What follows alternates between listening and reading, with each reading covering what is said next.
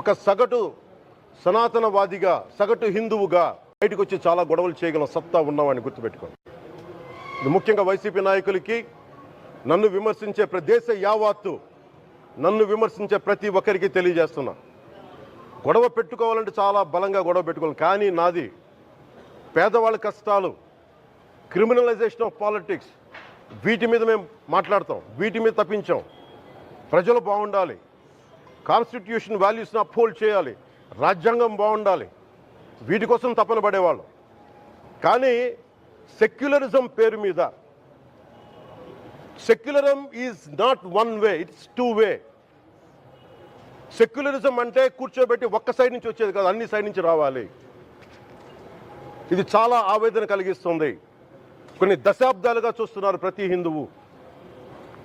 దీంట్లో మిగతా మతాల ప్రస్తావన కంటే కూడా నేను ఎక్కువ ప్రస్తావన చేస్తుంది హిందూ ధర్మాన్ని పాటించి, వాళ్ళు వ్యక్తిగతంగా పాటించి బయటకు వచ్చేటప్పటికి మీడియా వారి కోసమో లేదంటే ఇంకొంత ఎవరైనా సాటిస్ఫై చేయడం కోసం తెలియదు, కానీ సాటి హిందువులు తోటి హిందువులను తిడతా ఉన్నారు.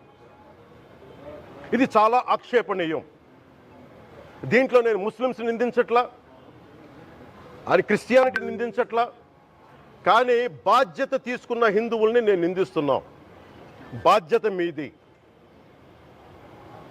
మీరు యథాలాపంగా వచ్చి ఇది పొలిటికల్ పదవులు, విగ్రహాలు పోతే మేము ఇల్లు కట్టుకుంటాం, వాకిళ్ళు కట్టుకుంటాం, ఏం మాటలవి? ఇదే మీరు మస్జిద్లో జరిగితే మాట్లాడతారా? మస్జిద్లో ఇలాంటి అపవిత్రం ఒక చిన్నపాటి చోరీ జరిగితే ఇలాగే మాట్లాడతాం. ఎందుకంటే మీరు మాట్లాడరు, ఓట్లు కదా అక్కడ. కానీ హిందువులు మాట్లాడితే హిందువులు అందరికీ ఎవరు పట్టించుకోరు ఇక్కడ.